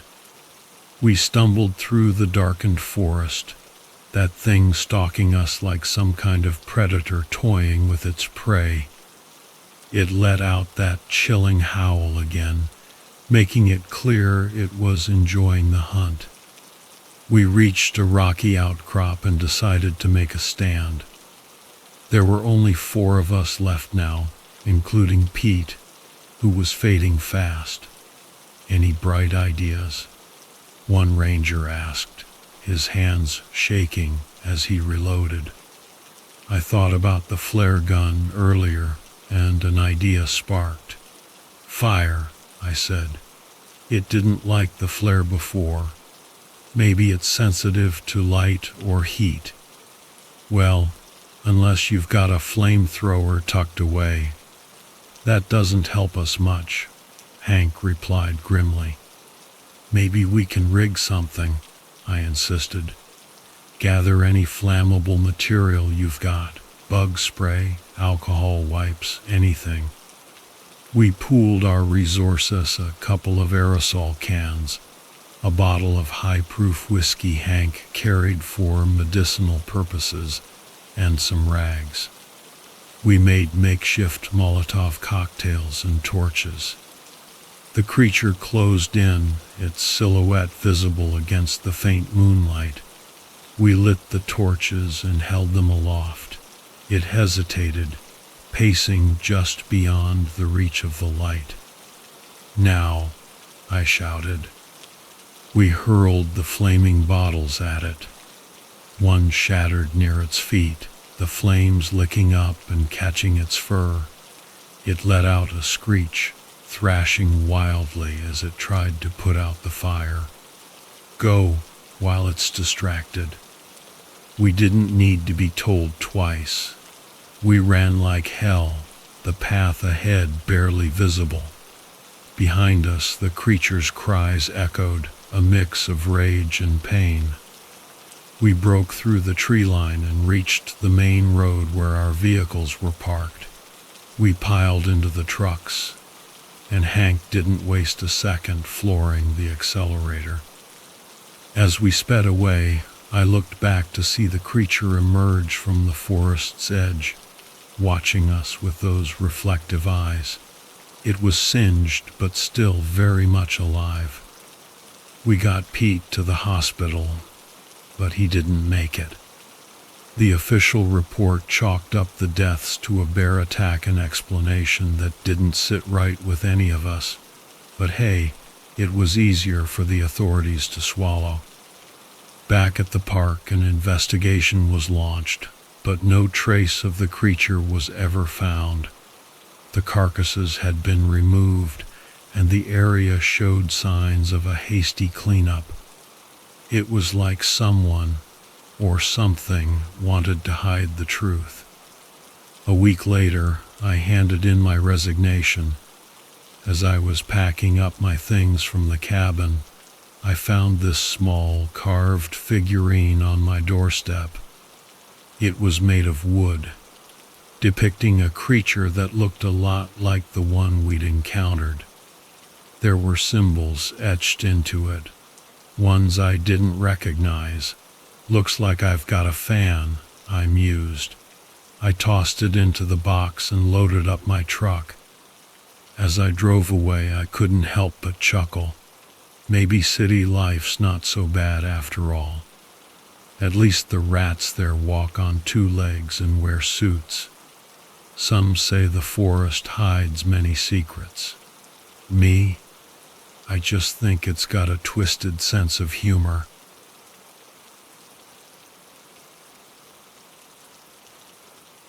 You wouldn't believe what counts as a quiet day when you're a cop in a place like Anaconda, Montana. When folks think of small towns, they picture sleepy streets, friendly neighbors, and maybe the occasional lost puppy. But turns out the same weird crap that happens in big cities happens here too, just different. The year was 99, and I'd been on the force for about 8 years at that point. Name's Mike Holden, by the way. Now, I'll be straight with you, I never pictured myself as a cop. My old man was a mechanic, and I guess I was supposed to follow in his tracks. But after busting my knuckles one too many times and getting rust flakes in my eye, I figured maybe law enforcement might be the way to go. At least that's what I thought until that Thursday rolled around. Anaconda ain't got much going for it, but it's got enough wide open space to make anyone feel like they're on another planet, especially once you get into the hills and those old mining roads. Lots of abandoned buildings and miles of untouched wilderness. It's peaceful until it's not. That day started like any other. Busted taillights, a domestic squabble that ended in an awkward family dinner, and the usual teenage knuckleheads drinking behind the high school. But then I got a call around 5 p.m. from dispatch about something strange. Strange ain't exactly a category, but when you get a description like, "There's a pile of something in the middle of the road up by Deer Lodge Pass, and I think it's moving," you start paying attention. I didn't have anyone to back me up. Honestly, this place is so small we barely had backup. It's not like I could call in the National Guard for a weird pile of whatever. So I drove up there alone, my cruiser bouncing over the rocky dirt road. By the time I reached the pass, the sun was starting to dip behind the mountains, casting long shadows across the valley. Not that it mattered. I had a maglite in the trunk if things got hairy, and, a gun, though I never really thought I'd need to use it. The first thing that hit me when I got out of the car was the smell. Something like a mix between a wet dog and rotting meat. It was coming from a few yards ahead, near a bend in the road. And yeah, I saw something all right. Not a pile, though. More like parts. At first, I thought it was a deer. Roadkill's pretty common out here. But no, it wasn't that. It was Billy Johnson, or what was left of him. Now, I'm not one for stomach-turning details, but let's just say Billy was in pieces. The guy was a trucker, so I figured he could handle himself. But whatever did this, well, it had been thorough. The weirdest part was that there wasn't a whole lot of blood, just enough to make you think something else had dragged him here after the fact. I radioed it in, told dispatch we had a situation, but they weren't sending anyone, not for at least an hour. Sheriff Yates was dealing with some other nonsense in the next town over, and I was left to secure the scene. That's when I heard it, a noise I can only describe as heavy breathing. At first I thought maybe a bear was nearby, but bears don't rip people apart like that. At least, Not so, surgically. The thing moved just out of view, behind the tree line, and I swear it was watching me. You ever get that feeling like someone's eyes are boring into the back of your head? Yeah, that's what I had. I made the mistake of turning my back on it, whatever it was. It stepped out of the shadows. It was tall, hunched over, and covered in matted fur, like some kind of mangy wolf with its ribs poking through. The first thing that came to my mind was, this is like something out of a B-movie. But this wasn't Hollywood. This was Montana, and this thing was real. The creature looked like a cross between a starving hyena and some prehistoric beast you'd see in a museum. Its snout was long, with cracked teeth poking out from between its lips. And man, it stank worse than any skunk I'd ever come across. I wasn't about to hang around to find out what else it could do, so I backed up slowly, one hand on my gun, the other on my radio. Here's the thing. I'm not the world's best shot. I can hit a target at the range, but a moving one, that's a different story. But as that thing started creeping closer, I knew I didn't have a choice. It let out a sound like a bark mixed with a cough and lunged at me. I fired twice. The first shot went wide, but the second hit it square in the chest. Did it stop? Not even a little. It was on me faster than I could blink, and the next thing I knew, I was on the ground, trying to keep its jaws away from my throat. Now, I'm not saying I was ready to die, but in that moment, I remembered something my partner once said. If you're ever in a pinch, remember, you can always kick him where it counts. And by where it counts, he meant right between the legs. I wasn't sure if this thing had anything to kick, but I gave it a shot anyway. Turns out it did not like that. It yelped, yelped, and backed off, giving me just enough time to scramble to my feet. I don't know what pissed it off more, the kick or the gunshot, but either way it was coming back, angrier than before. I did the only thing I could think of. I ran. My cruiser was a good 50 yards away, and I wasn't sure if I could outrun this thing, but adrenaline's a hell of a drug. I bolted toward the car, hearing the heavy thud of its paws behind me. Just as I reached the driver's side door, I heard something else. A scream. But it wasn't coming from me. It was a woman. I hadn't even noticed her before, but she was there, standing by the edge of the road, a look of pure terror on her face. She was waving her arms, yelling something about her brother. Great. Another missing person, only this one was still alive. So far. Get in, I shouted, yanking the door open. She didn't need to be told twice. She dove into the passenger seat, and I barely had time to slam the door shut before the thing lunged at the window, snarling and pawing at the glass. I threw the car into reverse and floored it, spinning the wheels on the gravel as I tried to put some distance between us and whatever that thing was. But it didn't give up. It chased us down the road, its massive frame illuminated in the headlights like something straight out of a nightmare. "Who the hell are you?" I shouted at the woman, trying to keep my eyes on the road while simultaneously not getting us killed. "I'm Sarah," she screamed back, clutching the dashboard. "My brother, he's gone. That thing, it got him. Of course it did, because why not? It's not like my night was going bad enough already. We hit a bump, and for a second, I thought the damn thing was going to flip us over, but somehow we kept going.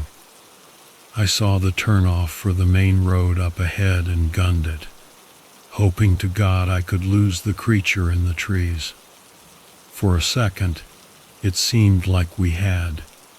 The headlights caught nothing but empty road, and the growling faded into the distance.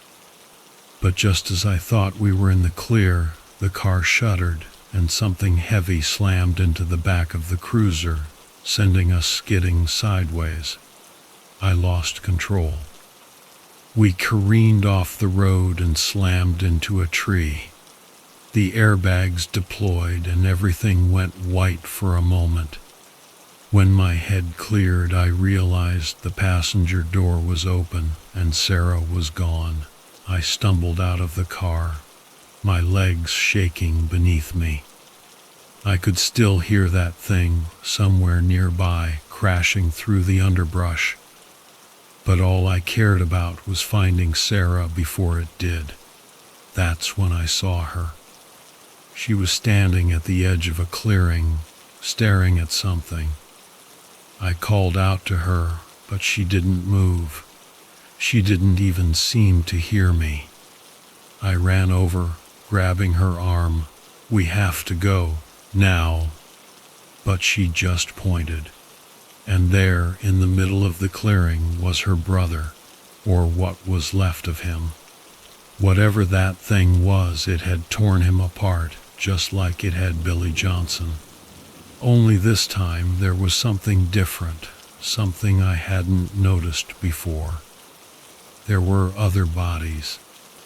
At least 3, maybe 4, all in various states of decay, half buried in the dirt, and standing over them like some kind of grotesque trophy was the creature. It stared at us, its teeth bared, blood dripping from its maw. But it didn't move. I grabbed Sarah and pulled her back toward the cruiser. We were getting out of there, even if it meant we had to walk all the way back to town. I don't know why it didn't chase us. Maybe it was tired. Maybe it had had its fill. Or maybe it just liked to toy with its prey. But as we stumbled back to the road, I couldn't shake the feeling that this wasn't over. It had left us alive, for now, but I knew one thing for sure. Whatever that thing was, it wasn't going anywhere, and it wasn't done. The authorities eventually showed up, but by then, the thing was gone. They found the bodies, sure. But as for the creature, no trace. I told them what I saw, and they believed me. Hell, they'd seen the bodies too. There was no way to explain that away. I got Sarah back to town, and we both gave our statements. But as far as I know, they never found anything else. No tracks, no fur, nothing. It's been years since that night, and I haven't gone back to Deer Lodge Pass. Not because I'm afraid, but because whatever that thing is, I figure it's still out there.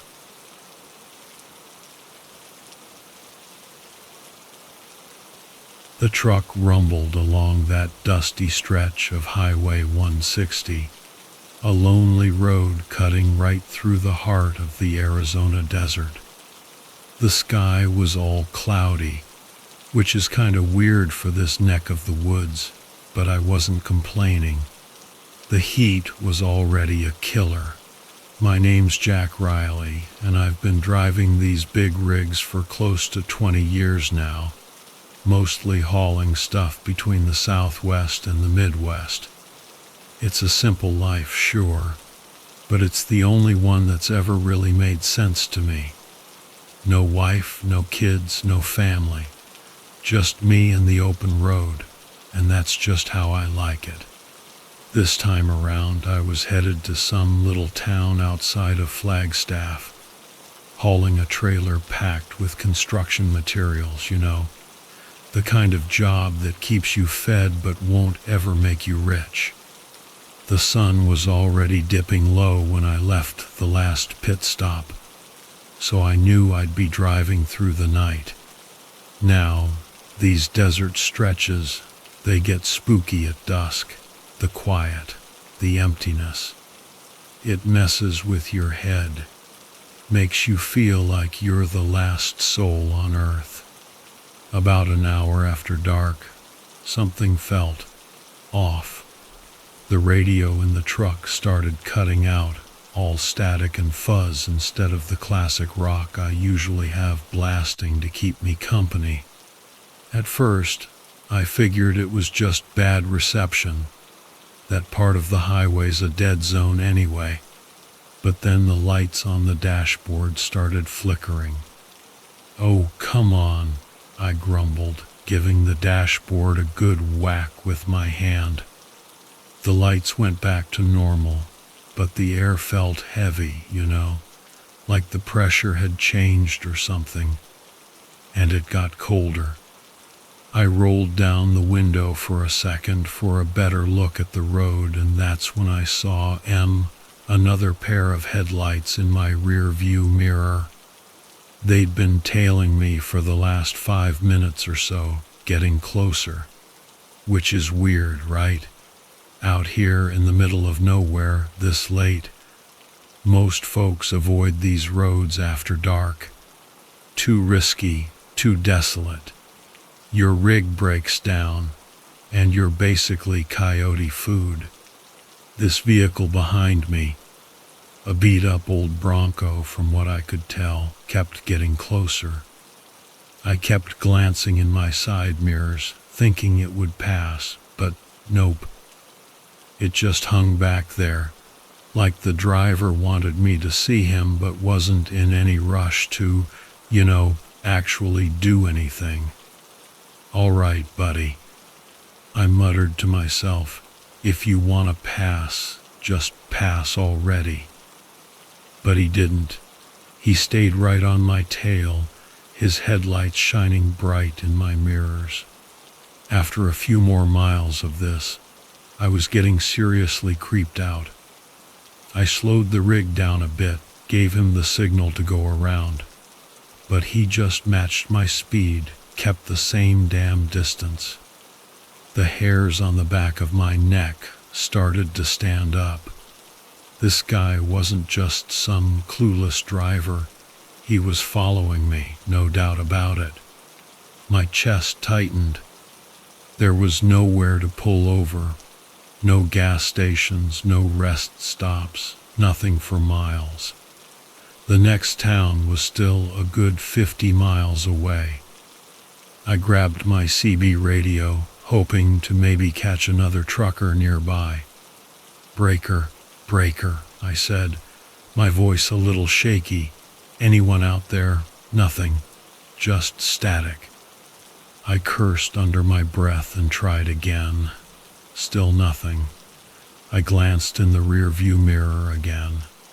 The Bronco was even closer now, maybe 20 feet behind, its grille reflecting the glow of my tail lights. I couldn't see the driver's face in the dark, but I could make out a big guy behind the wheel, and he was staring right at me. I sped up, pushing the truck a little harder than I normally would.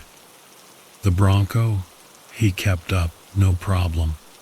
Every time I tried to put some distance between us, he closed the gap like it was nothing. I started sweating, my mind racing. Was this guy some kind of nut job? A carjacker? Just some local yokel looking to mess with a trucker? And then, just when I thought things couldn't get any worse, he hit the gas. The Bronco surged forward and slammed into the back of my trailer. The whole rig shook violently, and I gripped the steering wheel like my life depended on it. "What the hell?" I yelled, my voice lost in the roar of the engine. I stomped on the gas, but the Bronco stuck to me like glue, bumping my rear bumper again, harder this time. The whole truck swayed, and I could feel my cargo shifting. This guy was trying to run me off the road, no question. I spotted a turnout up ahead.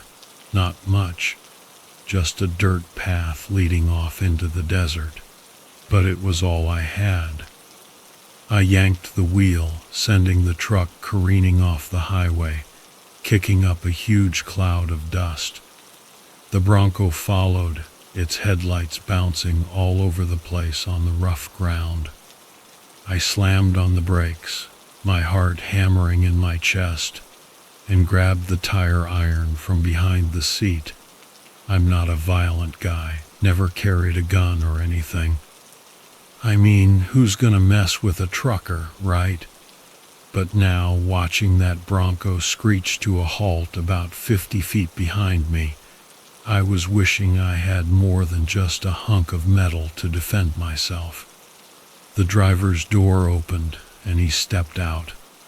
The dim light from my rig barely reached him, but I could see he was a big dude, well over 6 feet, built like a brick shithouse. He was wearing dirty clothes, a ripped jacket and jeans, like he'd been living in that damn Bronco for weeks. And his face, man, his face was messed up. Like someone had taken a hammer to a statue and just left it all cracked and broken. His features were all out of whack, his nose crooked, his mouth twisted into a permanent sneer. This guy looked like he'd crawled straight out of hell and was looking for a fight. I climbed down from the cab, clutching the tire iron, my boots crunching on the dry dirt as I faced him. "What the hell do you want?" I yelled, my voice echoing in the silence. He didn't answer. He just started walking toward me, slow and steady, like he knew I was trapped. "Hey," I shouted again, taking a few steps forward. "You got about 5 seconds to turn around and get back in your damn truck." He didn't even flinch, didn't speed up, didn't slow down, just kept coming. And there was something weird about the way he moved, stiff, almost robotic, like he wasn't fully in control of his own body. My heart was going a mile a minute now. This wasn't just some road rage jerk. This was something else, something seriously wrong. When he got close enough, I swung the tire iron, aiming for his shoulder. But the guy was fast, way faster than anyone that size should be. He grabbed my wrist in a grip like a vice and twisted. I cried out and dropped the tire iron. It clattered uselessly on the ground. I tried to pull away, but he wouldn't let go. His other hand shot out and clamped around my throat, his fingers digging into my windpipe. I gasped, choking, as he lifted me clean off my feet like I was nothing. The desert spun around me, my vision going blurry. I was losing it, fading fast. Then I heard it, a loud bang, like a gunshot. The guy holding me jerked back, and I fell to the ground, hard, gasping for air. My vision cleared just enough to see another figure standing at the edge of the turnout, holding a rifle. It was another trucker, an older guy with gray hair and a bushy beard. Hank Miller, I think his name was. I'd seen him around at a few truck stops.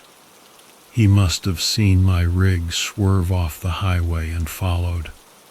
The guy who attacked me was lying on the ground, a hole in his chest, blood spreading out around him. Hank rushed over, helped me to my feet. "Damn, Jack," he said, his voice rough. "You all right? What the hell was that all about?" I pointed at the Bronco, at the body lying beside it. "That guy, he tried to kill me." Hank shook his head. "You're damn lucky I came along when I did. Never seen anything like it." We both stared at the body, but neither of us went any closer. Didn't need to. The proof was right there, a lifeless heap in the dirt, under the vast, uncaring desert sky.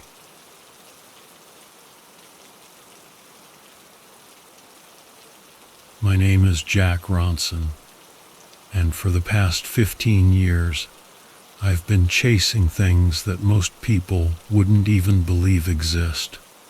Yeah, I know how it sounds. Like some crazy dude who's watched too many monster flicks. But trust me, this is my job. It's like being a pest control guy, except the pests I deal with could rip you in half or make you disappear without a trace. I'm part of a special unit, the kind that operates in the shadows, funded by some hush-hush government branches that even the tinfoil hat crowd hasn't heard of.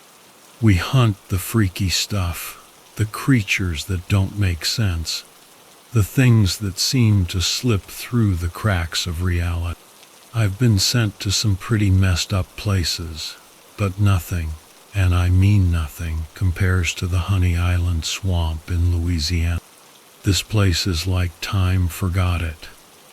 All moss-covered cypress trees and murky water, the air thick enough to choke you, heavy with the smell of rotten secret. Most people wouldn't last a day out there, and those who do come out usually wish they'd never gone in. We were sent to Honey Island because people were vanishing. Now, disappearing in a place like this isn't exactly news. Gators and quicksand can swallow a person whole, but this was different. The reports were weird. Seasoned trappers, guys who knew the swamp like the back of their hand, just gone. No signs of a struggle, no blood, no tracks leading in or out. Then the bodies started showing up, or what was left of them, torn apart like something had just shredded them for fun and left the pieces out to bake in the sun. The locals called it the Rougarou, some kind of Cajun werewolf legend. But this wasn't some dude turning into a wolf. I'd seen the aftermath too many times to believe it was something that simple. No, this was something older, meaner, something that liked to hunt. We rolled up to the edge of the swamp just after sunrise. Our team of 5, armed to the teeth with weapons most people have never seen. I won't bore you with the techie stuff, but let's just say these things were designed to take down stuff a hell of a lot tougher than a grizzly bear. I carried a customized shotgun loaded with shells that could punch through tank armor, and had a machete strapped to my back that had seen its fair share of action. Our guide was a local, a wiry old-timer named Remy, who seemed more at home in the swamp than anywhere else. He'd been the one to find the last body, and the look in his eyes told me he wasn't spilling everything. His hands were shaking as he spoke, pointing us toward a part of the swamp even he seemed scared to go into. "This ain't natural," Remy muttered as we loaded up the airboat. "I've seen gators drag men under, seen the swamp take people whole. But this is something else, something that don't belong here." I didn't need him to spell it out. I'd seen it too many times. Whatever was out there, it wasn't going to be anything we were ready for. But that's never stopped us. The airboat ride was tense. The engine's hum cut through the thick silence of the swamp. The trees closed in around us, their twisted branches casting long, creepy shadows on the water. The deeper we went, the more I felt the weight of the place pressing down on me. This was its turf, and we were trespassing. We reached a clearing where the water opened up into a stagnant pond, the surface thick with algae and who knows what else. Remy killed the engine, and the sudden silence was deafening. He pointed to a spot on the far shore, where the trees were even denser, their roots rising out of the water like bony fingers. "It's in there," he whispered, his voice barely a breath. "Last time I was here, I saw something moving. Ain't going back in."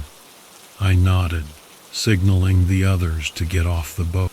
Remy stayed put, his knuckles white as he gripped the steering wheel, eyes darting to the tree line like he expected something to jump out any second. We moved in, weapons ready, holding our breath as we navigated the thick undergrowth. The smell hit us first, a stench of rot and decay so strong it made my stomach churn. We were getting close. The first sign of trouble came from our point man, Hank. He was a big dude, ex-military, the kind of guy you'd want watching your back in a fight. He froze mid-step, raising his fist to signal us to stop. I strained my ears but heard nothing, just the heavy silence of the swamp.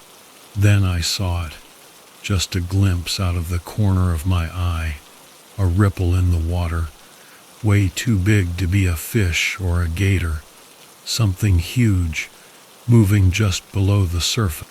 My heart was hammering in my chest, adrenaline pumping as I signaled the others to spread out. We formed a loose semicircle around the area. The water exploded with a force that sent Hank flying backward.